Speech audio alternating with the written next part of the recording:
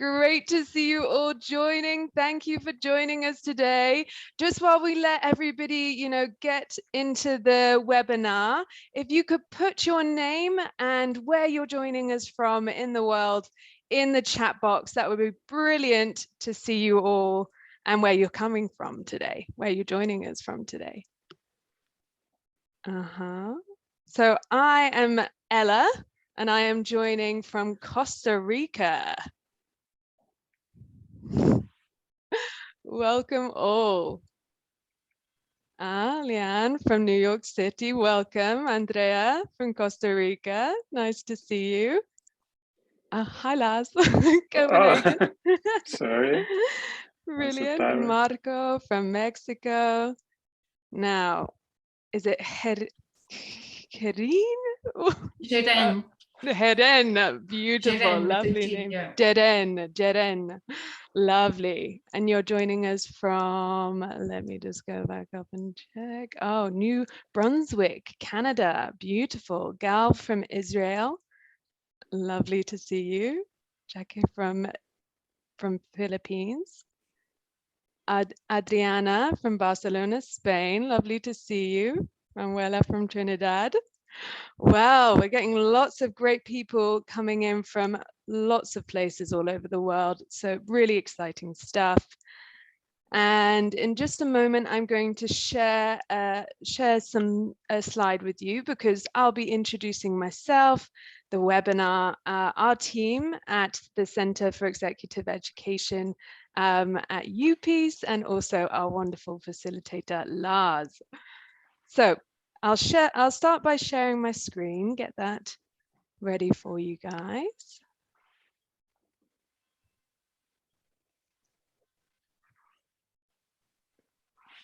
Okay, great. So I will just start by quickly introducing our team and myself. So as you've already seen, my name is Ella. I'm contacting you from Costa Rica, which is where my team is based. So I am part of the Center for Executive Education at the University for Peace.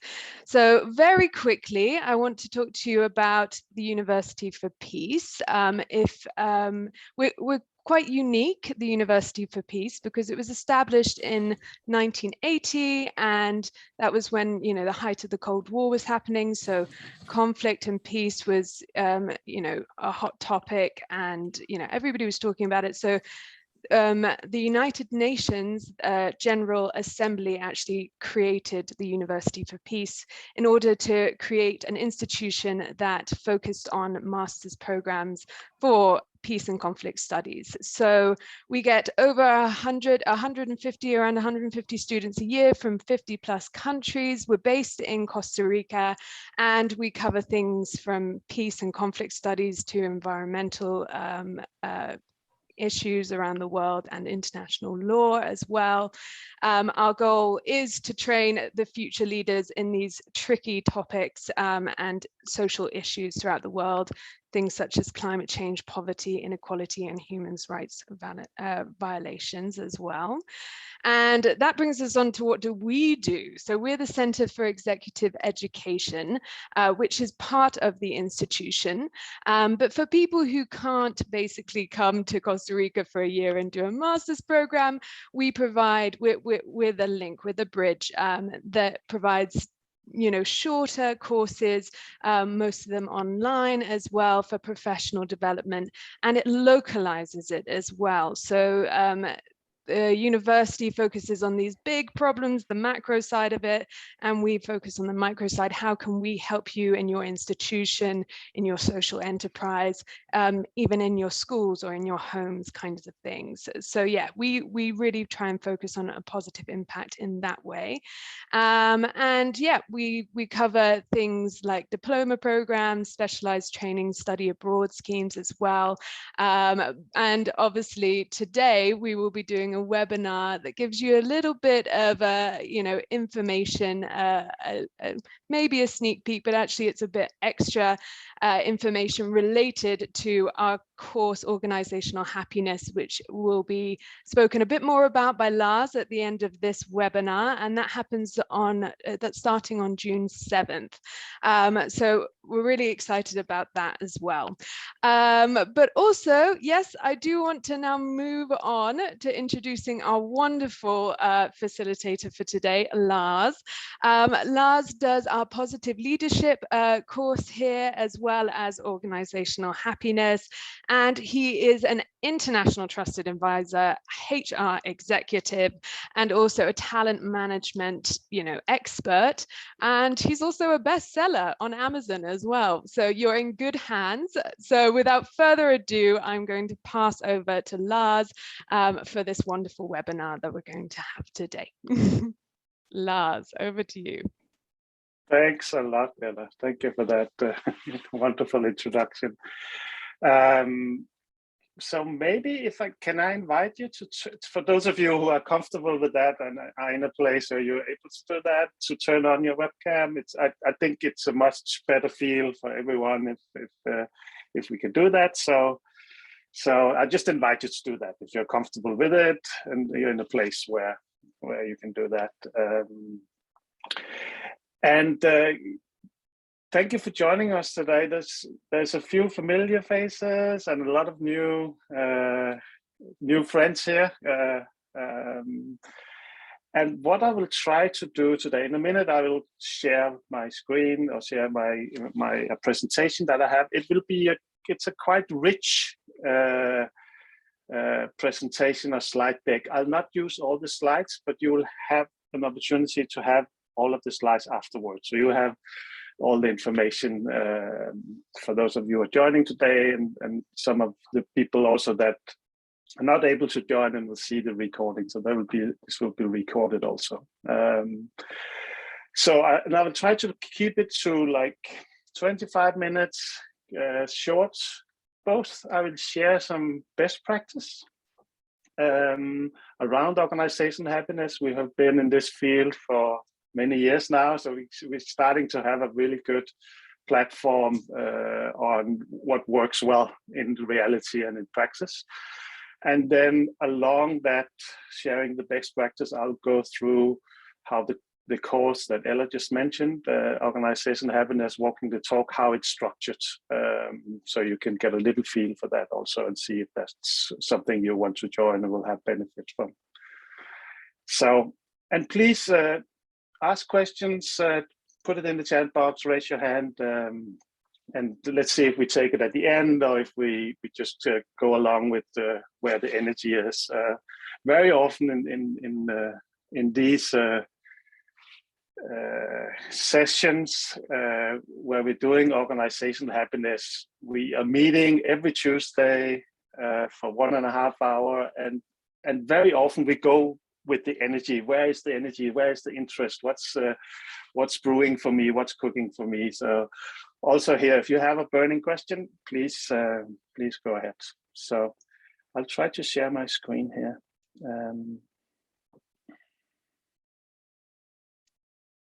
There you go. Do you see it? Good. So Ella just introduced the center, and I'm not going to speak a lot about the Center for Executive Education, but I'm going to just share this picture. This was from a recent summit in Costa Rica a few months ago. This course that I'm going to speak about, and also about the best practice, it's something I have developed together with Mohit. This is Mohit and I. And it's something we have been working with. I think I have been connected with and associated with UPs for almost 10 years now. And it's something that we have been working on around leadership, organizational happiness, organization development for maybe 6-7 years. And when the book came out, Ella was kind enough to mention that it was a #1 international bestseller. It became in many geographies, and I'll get back to that, why I think that happened. But this is something that I've been developing together with Mohit.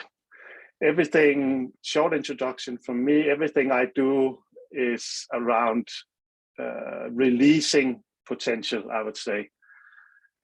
I look at individuals, teams, and organization, and I look for potential and how can we release that. I'll get back to that. But that's what I spend most of my awake hours on, and most of my professional life working with the organization and leaders around potential.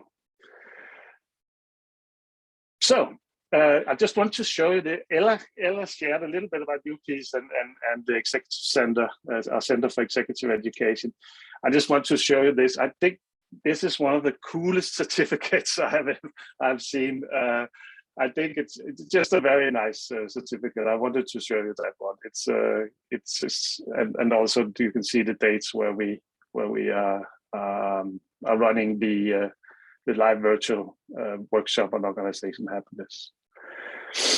This is our tribe, our organizational happiness tribe. Every heart on this map is a certified organizational happiness walking the talk individual.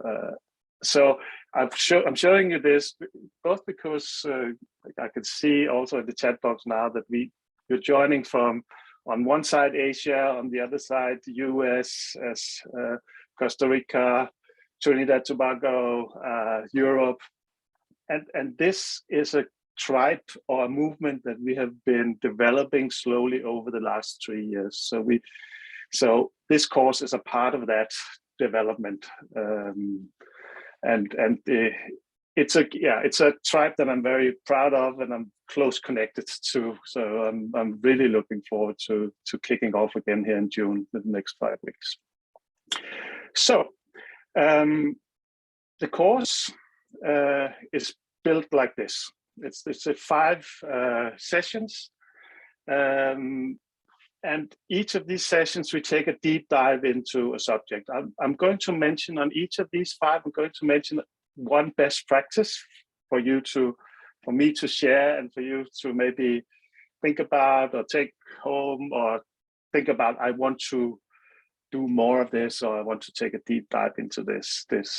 Also, I want to say that please reach out to me. There is so much happening in this field. One of them is what's happening here at UPeace with this course, and around organization happiness. But there is so much happening for both leaders, organizations, HR professionals, consultants, and things like that. And there's so much going on. So if you're curious about it, or want to know more, or have a specific question or a specific situation you want to discuss, this is something I'm very passionate about. And so please just reach out. I have lots of things to share and lots of cases to share if you need that. The first session that we are kicking off on the 7th of June is the science of happiness. And here I'm going to give you the PERMA model. Some of you I know, because I've had this conversation with some of you, I can see that, know this model. But this is the PERMA model developed by Dr. Martin Seligman almost a decade ago. And this is the 5 pillars of happiness. It's Dr. Martin Seligman is what you could say the father of positive psychology, and he developed this very simple framework. I would say it's almost like, just on a personal note, I think it's almost like, when I look at this, it's almost like a life hack. It's something that if you think you're not really in balance, or there's something around your well-being or happiness or something, you can use this these 5 pillars and think, where is it that I need to do more or focus more, or I could spend more time or need to tune into. the first pillar is positive emotions. This is really about being grateful is one of the things. Having positive emotion, being grateful for what you have, what you're doing. It's some of the things that we are working with around this in when we work with individuals. It's like, you know, the being grateful, having gratitude, doing your diary. What's the 3 good things that happened today? These things are, you actually wire your brain to be grateful, which contributes to your happiness. You can try it out, but this is I have, when my kids were smaller, I did this with my kids also at the end of the day when you were allowed to put them to bed. And have this conversation about what's 3 good things that happens today, and it actually wires your brain so you get better and better at it. In the beginning, it's really difficult to see what's 3 good things that happened today, or 5 things, or 10 things. But eventually, you get to a state where it's the smell of a flower, it's the view, or it's I met this nice person, or whatever. So you can actually wire your brain. So this is positive emotions. I'm just going to dive into that a little bit because I think it's so important for the general well-being and mental health for ourselves. Engagement is about using your strength on something that you think is important related to the meaning. Sometimes we talk about being in flow. We sometimes talk about when we're doing things where we forget time and place. People very often give examples from some people. I'm not that kind of person, but I'm surrounded with people, luckily, that are very happy with Excel spreadsheets. And kind of get lost into it and think it's really funny and it's really nice and kind of lose the sense of time. This is speaking to a superpower or using your strength. I'll come back to that maybe a little bit.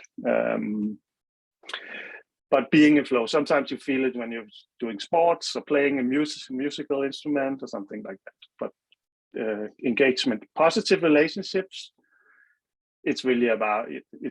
I think it speaks for itself. It's really about looking at your life and seeing how do you spend time, who do you spend time with? Do you spend time with people that lift you up or gives you energy? Meaning is, I'll get back to that. Meaning is really, this is about being a part of something that is bigger, larger than yourself. A really important thing to be part of a society, to be part of a meaningful mission or purposeful. A good example is U-Peace, where Ella just introduced that. It's a really, really meaningful place to be, especially right now, I'd say, but it's really a meaningful place to be. So it kind of contributes to a feeling of well-being and happiness. Martin Seligman talks about flourishing instead of happiness. He likes the word flourishing better. I think that's a good word also, but well-being, flourishing, happiness, whatever. And the last thing is achievement. The sense of achieving something, using your superpowers for something meaningful and achieving something. I think there is a connection there for your own happiness. This we will dive into on the 7th, but I wanted to give it to you. And it's a nice little, I think it's a nice little life hack.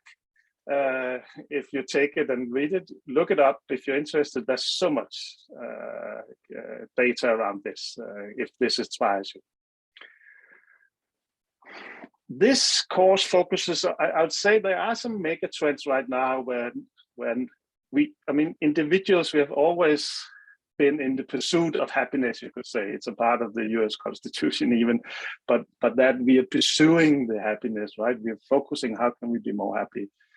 Nations, there is a mega trend right now where more nations are looking into how can we create happier, healthier citizens in our countries, in our nations, in our society. Some nations even appoint happiness ministers. Dubai is a recent example. They appointed a happiness minister there, and that's not only because they want happier, healthier citizens, but also because it's a very good business case. But we are, the field I'm working in and spending my time in is in organizations. And we spent, I think a US study, a recent US study said 90,000 hours in a lifetime we spent in a workplace with our work. And I think that's talking about being a leader and serving an organization or serving individuals. We need to take that obligation to create happier, healthier organizations. It's both an obligation, but it's also an opportunity, I would say. It's a really, really, really good business case. I'll come back to that maybe, but there is usually there is a really nice business case in there and a competitive advantage if we use words like that, organizations. So the business case, I'm just going to share a few numbers here. This is the business case for organizational happiness is something that we have a lot of very concrete data-driven KPI or key performance indicators, and it's not a discussion, I think, anymore. If it's a good business case, it's just to build the right business case, and we have many good examples on that. A little bit about engagement. But here are some of the numbers. In my book, there are a lot more numbers, and I'll be happy to share that if you reach out. LinkedIn is a good place to reach out to me. But it's about unlocking potential, innovation, higher retention, increase in sales, increase in productivity, and there's so many more numbers on this. On the other side, there is less burnout, fewer sick leaves, and less turnover. I want to say that of course you can debate these numbers, but this is research. These are cases, academic research. Of course you can debate the 300% more innovation. How do you measure? But that conversation we can have in another place. But this is a really, really good business case. We just did a business case for a US company, and just the business case on retention. That's usually a big thing for many organizations. It's the retention. How do you retain your top talent and the people you have in your organization for a longer time? That's a good business case. We did that calculation for a US organization based on a organizational happiness strategy for them. And just on that, here it's mentioned attrition, but it's the other side of retention. But on that, we had a business case of $712,000 a year. And when you get to figures like that, it's a lot easier to introduce happiness as a strategic priority for your organization. I think I wanted to say that this could be a longer conversation, but we see so many well-being programs right now for various reasons. We see programs that are focusing on mental health issues, well-being for employees, and very often it's offered as a service. It's an employee service, so you offer something to your employees. I would say I'm all for that. It could be yoga and mindfulness and things like that. I'm all for that. Ping pong tables and lunch packages and things like that. but you need to make it a strategic priority. Otherwise, it's just an employee service. And you need to make it a strategic priority with a business case behind it that you are delivering on, which is not always easy, or it's not something we're very used to when we come from the HR professional field. But we need to do that. We need to speak that language, because that's where we can step into the boardroom and have a conversation about organizational happiness and happier, healthier employees. So the happiness sweet spot. This is, I just wanted to offer you that lens here. This is also a best practice in terms of a lens that you can look at your organization in. It's purpose, strengths, and compassion. And it's not a one size fits all. I don't believe in universal models like this, but you look at it as a lens you can look at your organization in, and see if you can.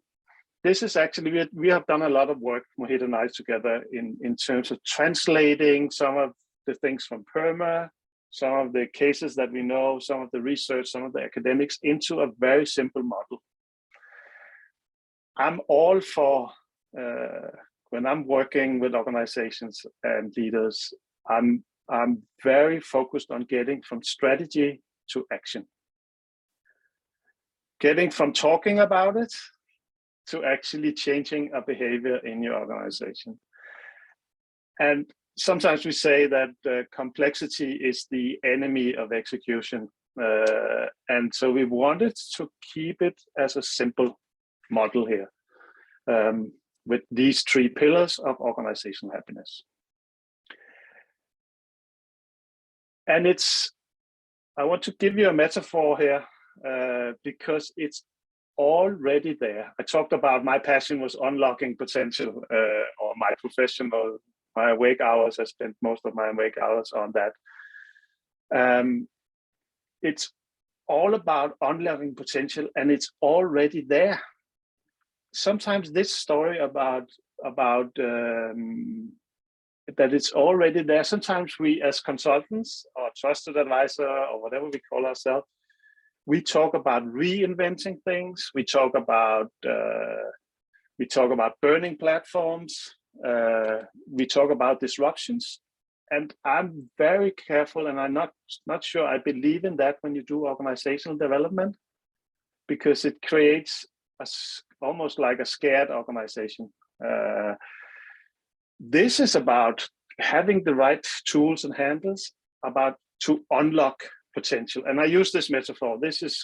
We could spend more time on this, but these are corns, and they turn into popcorns, right? And this is what we want, because in the corns, when we have them unpopped, it's already there. But we as leaders, we need to make our employees pop. And you can do that with many tools, but this is a lens, the happiness sweet spot is a lens you can use to make your organization pop, or the individuals pop. You can use this metaphor, and I'm happy to talk more about it, but also, if you use a metaphor like this, it's also when at some point you need to stop heating, right?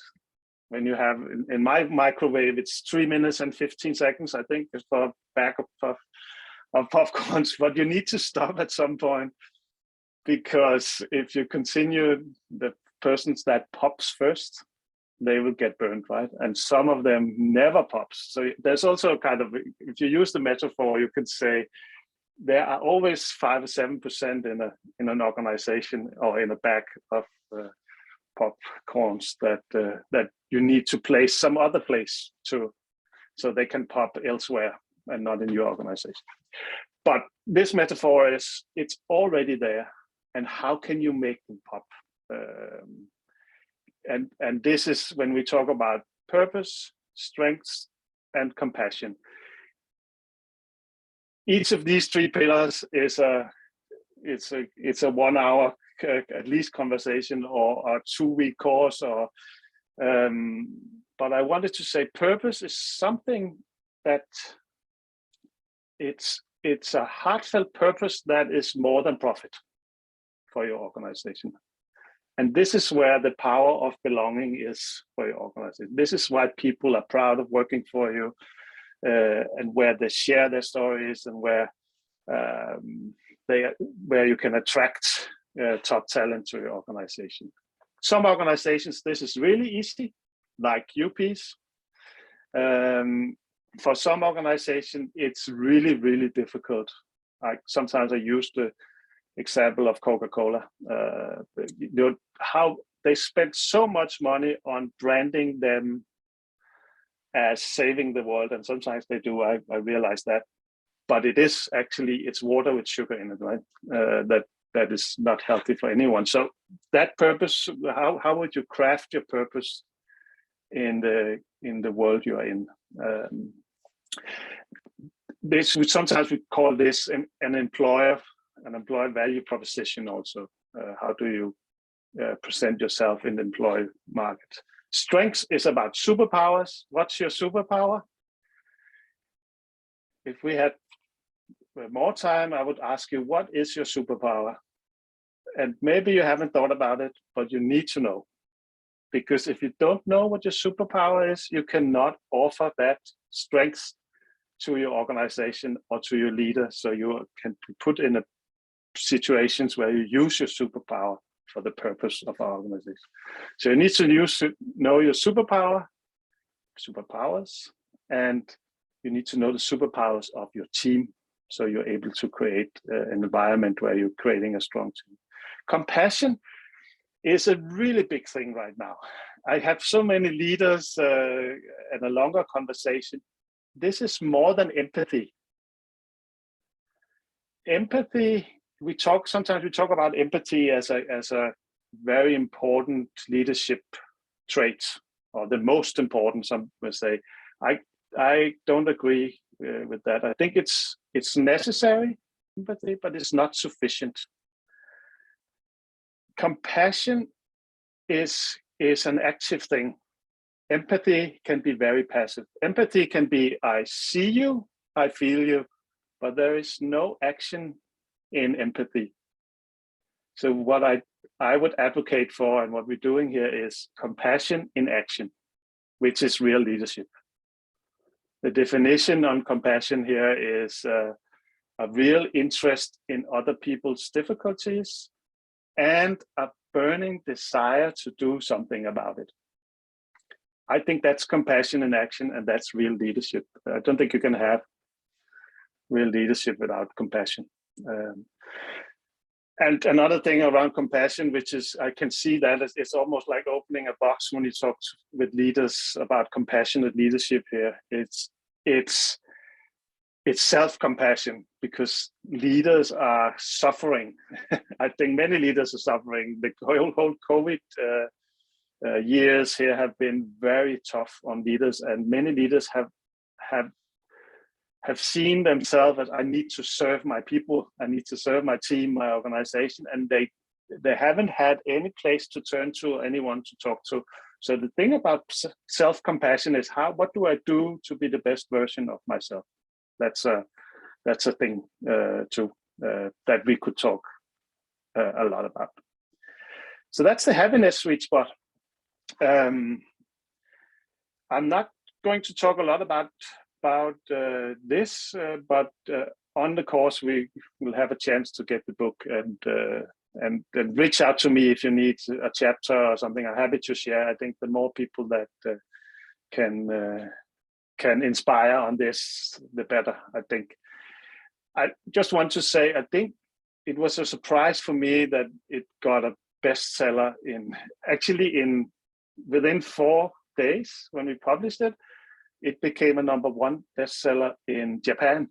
I still don't know why, but I was very surprised. It's a little vulnerable to put something out there when you write a book, and so of course it's very happy that it was received so well. But I think what made it so popular, or what make it popular right now, is that it gives you a how-to. It gives you how can I come from strategy to action? How can I come from talking about happiness and organizations and well-being to actually doing something about it? And not many are offering that. So I think that thing about being an organizational practitioner with this book is something that we have been able to offer in a few languages also. We also, one thing I'm going to say about, you probably in your organization have an employee engagement survey, maybe a yearly one, maybe every 6 months or something. I think you can argue that that's actually a harmful thing to do. Of course, this could be a long conversation, but I think what you do if you measure once a year your employee engagement, this is then you're asking your employees in a certain week how they're feeling on different parameters, maybe 80 questions. I've seen 100 questions even. And then you get the result maybe a month after, and HR need to look at it, and then the leaders get it. So when I, as an employee, see the results, it's maybe been 6 weeks since I answered. And what I've answered is that how I feel. I get a snapshot of how did I feel that week about my leader, about my organization, and all the questions. And then HR and the leadership team and the board, maybe, they are acting as if they know, or if we know, how the organization are doing in terms of employee engagement. But what we're doing is we're acting on old data. And it blows my mind that you can accept to have such an important data once a year when you know how important it is to create a successful organization. We financial, we measure financial performance almost every week or every month. I think in most organizations, maybe every day. We measure customer satisfaction very often. We do the measurements, and on employee engagement, or what organization heaviness, as we call it here, we ask once a year. I think best practice here is to ask very few questions once a month. This is what we're offering with the motivation landscape platform, and this is just a picture of some screenshots. But there you can actually ask employees, ask them to spend 90 seconds, and then you get each month you get a score on different parameters, and then you know as a leader what's the conversation I need to have with my team, because I think that's the important issue here. What is the conversation I need to have with my team for them to, using the metaphor again, pop or be engaged. So best practice here is few questions and often. And then you can start to see trends, and you can, maybe there is an outlier, or maybe there is, but you can see trends. If you're working with the happiness sweet spot and measure once a month, you can see the trends on your strategy, and that's a very important data set you need to know also. The last thing I'm going to say, and then I spent my a little more than 25 minutes. This is putting it all together, and this is in terms of taking the course. This is a grand finale on the 5th of July. Everyone has a project that they would be coached on and working on and applying these things that I just went through. But here, this is just an example of a game plan and a roadmap. But for organizations, we have used this as a framework where you can put in your strategy. So you assure that you get from good intentions, lip service, talking about it, the annual reporting, and into actually doing something about it and following up on it. This is just an example, but very often in this course, some of, I would call it students or participants are doing a game plan like this for their own team or their own organization, or maybe someone they're consulting for. So here are some of the benefits. I'm not going to go into that. I'm just going to say again, please connect on LinkedIn if you want. That I usually post when I remember or when I have some interesting insights to share or something I'm working on, I'm sharing it on LinkedIn, and it's a good place to have a conversation about with other professionals. So happy to connect, and also very happy to share things that are good examples, cases, chapters from my book, things like that. So, questions? So Lars, we've had a few questions in the chat box, so I think it might be good for me to start with those so they don't get lost. So the first question was from MC right at the beginning, so everybody can hear the answer as well if they didn't check in the chat box. So have a read again, Lars, for that question in the chat box. It's the last one. I'm just good. So I've just recently sent it. It was basically, is each session an hour and a half, and on-site, virtual, hybrid, all that. Yeah, so we made so we meet for 1.5 hours every Tuesday at is it 11 o'clock New York time, I think, and then you can calculate from there. I know it's 5 o'clock in Copenhagen in the afternoon, and a little earlier, I think 9 o'clock in Costa Rica, right? Yeah, so 11 a.m. To 12:30 p.m. Eastern time. I'll put that into the chat box as well. Good, and I wanted to say, so this gives me an opportunity to also say that usually we are a smaller team, 10 to 16, sometimes 20 people, but that really are international, connected, and we are looking forward to spending time together every Tuesday. It's diving into a new subject and then working a little bit and then meeting next Tuesday. So there are homework and things like that.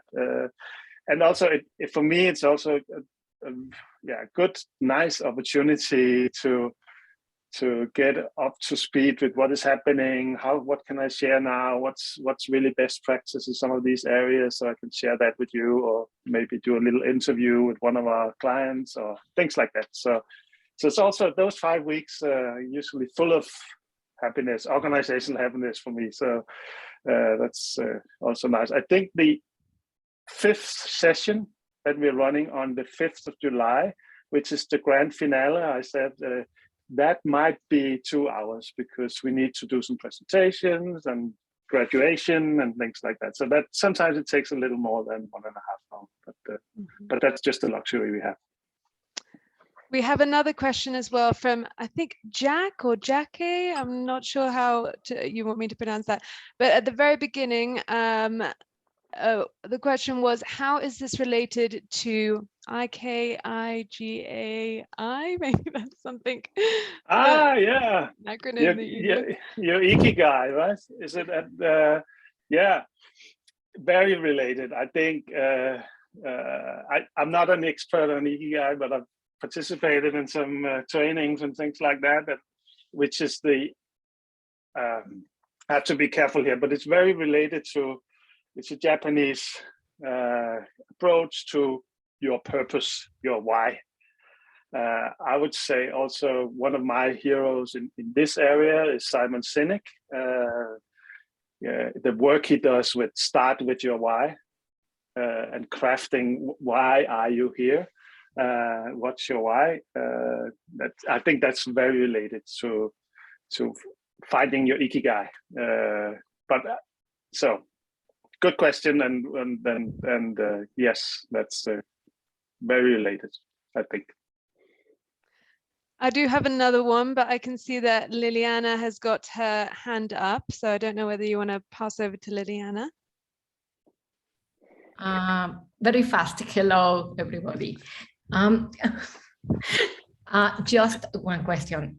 The amount of time that we have to dedicate outside classroom, because I'm doing so many things at the same time, so I'm worried about the and I think you could so we meet 1.5 hours, and I think you should spend maybe 2 hours between the sessions. There are some mandatory, very few, a video and a reading and something that is you have to do, and then there are some, if you want to dive into something, we have some not mandatory but nice to do things. So it's not, we know that most of our members of our tribe here are busy persons. So we try to do a lot of the discussions and the interaction when we meet on Tuesdays, and then there's a little bit of kind of reading, a little bit, maybe a chapter in the book, or maybe watching Simon Sinek TED Talk is a good example. And then we jump into the next and talk about a new subject, right? Great. Also, we had a few comments from Adriana. She said she loved the popcorn example. I thought I'd throw that in there. And she had an interesting statement to say as well about creative marketing campaigns, and also a question. So I'm going to send it all to you in the chat box again. So it should be at the top, the bottom of the chat box, if you can see that, Lars. Not right now. Let me see. I'll be happy to say it anyway. Yes. We're talking. Hi, Lars. Please. Hi, Adrienne. Well, my question was practically about getting this conversation with employees from 1 year in the first side to once a month. So I think that in the organization you should do like a gradual change, because asking from 1 year to once a month is like too much. How would you consider to do it like every trimester, for example? Yeah, it's a good start, and I think that's also a good start, and also there's a lot of communication around it, and there's a lot of, you need to, an example is when we're doing an organizational happiness strategy or implementation, we very often use this, a measurement, the motivation landscape, the 10 questions, we use it as creating a baseline. So we know where we started, and then we encourage to follow up on a monthly basis. But I would also say that you have to get used to it, because for some organization, it's seen as a new HR monster. Now we have to do this also, and it's why HR is always bugging us with the and so you have to have this conversation about why it's important, and we appreciate the input, and we need to see how it's moving also. So I think good question, and I think at least every quarter is better than every year. I think there are some, reach out. I can share some more on this, and also the type of questions, 10 questions we have. I'm happy to share that. Great, thanks a lot, Lars. Also, we have another one from MC, and seeing as I don't know whether MC is still in the room. Oh, he's not in the room anymore, but he did ask, how often do you recommend to set this kind of measurement, and how many questions do you recommend to include in the poll survey? I think you answered the first one. I don't know whether you want to add anything to that. Yeah, this is, if you look into pulse surveys, employee engagement pulse surveys, which is a huge market right now. There are many IT developed organizations jumping into this market because there is a trend that this is changing, right? So, and I would say anything from 2 questions to 10 questions. even some of the solutions that I'm not a big fan of it, but some solutions are asking 2 questions every week, and it's like an app-based thing that you send to all employees, so you get different input on different subjects, like a rolling data coming in. But I would recommend every month 10 questions. That would be the short answer for that.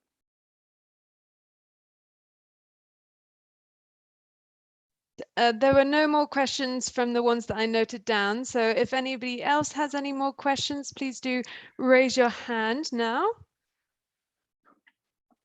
Pretty. Right. Yes. Can I go ahead with my question? Yes, definitely. Yes. Thank you. So, hi. Actually, I was concerned, like we had been talking, or we are now at this phase of our life, we are talking about organizational happiness, and that is for the people who are into organizations. But can we put certain efforts into like the grassroots levels, like the schoolings and the thought processes that talks about developing an attitude of happiness, instead of like having an attitude of like possessing a wealth, reaching to a position? If that rewiring or that wiring of the mind can be done, or initial phases can be put upon, might not be just into the primary education, but might be, if it is as a subject or as a thought process into like secondary and the higher education, that I really believe that can work wonders. Yes, yes. What a nice project, Pretty. So because I think some of the hearts that you saw on the global figure I showed there are also coming from schools or the education sector, and I can just see some of the things that they're doing there to change, like you say, the wiring, or how you educate, or how the language you're using. And I think that's from a society point of view, I think that's very important to start there. So thank you for also reminding that. Even I would want to put it like from an organizational perspective, like at present, I am in a process of developing an app that is an aptitude app that is attitude of happiness. And like what people are planning to go ahead is like onto the wheel of emotions. We are trying to check upon like all the people, what is their emotional state might be once in a day, and what is their attitude corresponding to the same. And would it actually enables us, like I'm just asking you, we are just in a process of going ahead, would it actually help us like over a period of time to understand a personality, a thought process, and like encouragement to a person, or a resignation phase of a person? Can we get ahead like what is an attitude that a person is carrying with him, because it's something that is not predictable? So can it goes into this frame? I'll be happy to have that conversation. I think that is a conversation about when you talk about personality connected to certain levels of happiness. I think it's a too competent conversation to have here, but let's have it. I'm curious about how that. I very often, when I said, at some point I said complexity is the enemy of execution, right? So I'm very often, I am careful about not making it too complex, not developing something that is too complex, because then nothing happens. Then it's just a conversation, or it's just words on paper or talk. So that's also, I very often are in that area where I talk about business cases and going into the boardroom, and because for me, that's where things are happening. And so thank you for bringing also that perspective in here. I think it's very important, really. Brilliant. So we are heading towards an hour. If there are any more questions or comments, do let us know now, but we will be sending you more details in a follow-up email with the recording as well, and the slides. So you will be getting that all very soon. And also you can contact us as well at center@upeace.org. That's our email if you do want to get in contact with us. But thank you so much for coming today. Thank you, and thank you for spending an hour here with me and Ella. It's always nice to meet. It's always like-minded people, right? So that's also and I think that's also what the course very often offers. It's having a space at least for 1.5 hours a week where you're among the people that have a focus on organizational happiness. So thank you for your time today. Brilliant. Thank you all. Thank you.